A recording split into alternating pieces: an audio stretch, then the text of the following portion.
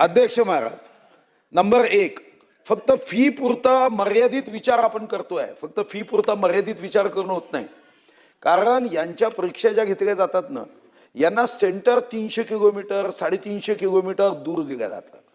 आता जातीवर आधारित तुम्ही म्हणाला बरोबर आहे, जातीवर आधारित सवलत दिली पाहिजे, पण इकॉनॉमिकली विचार केला पाहिजे ना. आर्थिकदृष्ट्या मागास जो असेल तर त्याला सुटीबद्दल माझी एक सूचना आहे, योग्य असेल तर ती आशिषजी तुम्ही करू शकता, कारण एक दमदार नेतृत्व आहे. ती म्हणजे आपल्या महाराष्ट्रामध्ये 14,000 कोटी रुपये CSR मध्ये उपलब्ध होतात. या कॉर्पोरेट सोशल रिस्पॉन्सिबिलिटी मध्ये आता एक्झाम सोशल रिस्पॉन्सिबिलिटी टाकून जर त्याच्यातून 500-600 कोटी रुपये काढले आणि या गरीब विद्यार्थ्यांच्या परीक्षेच्या संदर्भामध्ये मग त्यांच्या बसमध्ये सूट दिली, त्यांना रेल्वेमध्ये सूट दिली, ते जेव्हा नागपूरला जातात, उद्या होणारा तहसीलदार भविष्यातला तो फुटपाथवर झोपतो, कारण तो गडचिरोलीमधून आलेला असतो, गरीब कुटुंबातला असतो. तर याचा एक सर्वंकष आराखडा तुम्ही करू शकाल का? दुसरा, अतिशय उत्तम उत्तर मंत्री महोदय देत आहे, तर दुसरं की या टाइम टेबल मध्ये 5 वर्षाचा टाइम टेबल करून दिला पाहिजे. तुम्ही आता बकेट केली की टायपिंगच्या 10 परीक्षा होणार नाही, कारण परीक्षा घेण्याची जी पद्धत आहे एवढी वाईट आहे. आकृतीबंध, मग आकृती बंधानंतर अध्यक्ष महाराज बिंदू नामावली नंतर अध्यक्ष महाराज मग वित्त विभाग त्याला परवानगी देईल, मग नियोजन विभागाची परवानगी घेईल. ही जी काही पद्धत आहे ना, ती आशिष शेलार साहेबांसारखा मंत्री 1001% बदलू शकतो. आणि म्हणून आशिष शेलार साहेब जे मंत्री आहेत त्यांना माझी विनंती आहे की 5 वर्षाचा असा टाइम टेबल करता येईल का? आणि मग शेवटचा, आपल्याकडची एक पद्धत बदलवता येईल का जी जगात आहे?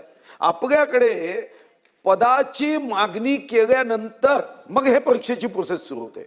म्हणजे तो विभाग पदाची मागणी करतो आणि त्यामध्ये पदाची मागणी करताना कधी कधी काही लोकांचं एजबार होऊन जातं, कारण पदाची मागणी करण्याची पद्धतच एवढी कठीण आहे.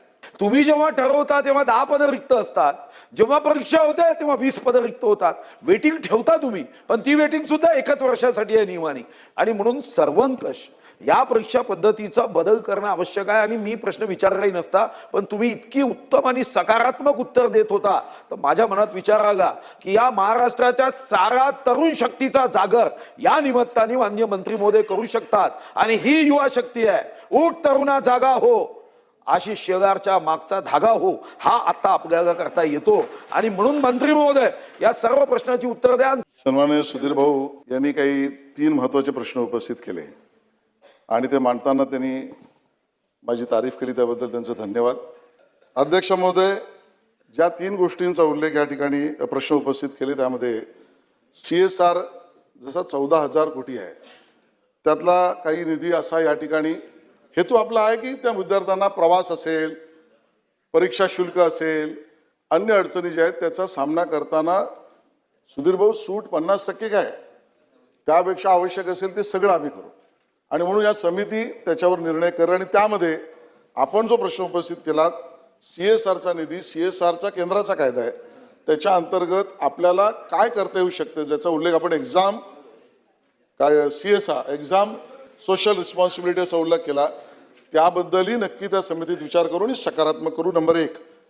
नंबर 2, दोन्ही पदं कधी निर्माण होतात आणि पदांची मागणी कशी होते आणि त्यानंतरच्या विभागीय असलेल्या अडीअडचणी किंवा प्रक्रिया आणि त्यानंतरच्या परीक्षा आणि त्यातनं जाणारा वेळ आणि त्यातनं जाणाऱ्या उमेदवाराचं वय, खरं तर या सगळ्यावर गेल्या वर्षभरामध्ये माननीय मुख्यमंत्री देवेंद्रजींच्या नेतृत्वात आपल्या विभागाने अतिशय MPSCच्या कार्यपद्धतीचा रिफॉर्म करायला सुरुवात केली आहे.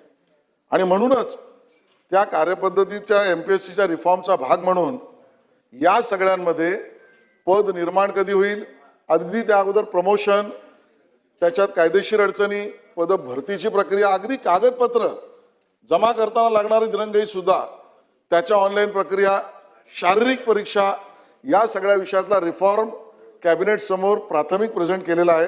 तो काही महिन्यामध्येच मुख्यमंत्री महोदयांसमोर प्रेझेंट करून तो घोषित होईल. त्यामध्ये ह्या सगळ्या गोष्टींचं उत्तर आपल्याला सकारात्मक त्या परीक्षार्थींच्या हेतूने आणि हिताचं त्या ठिकाणी मिळेल.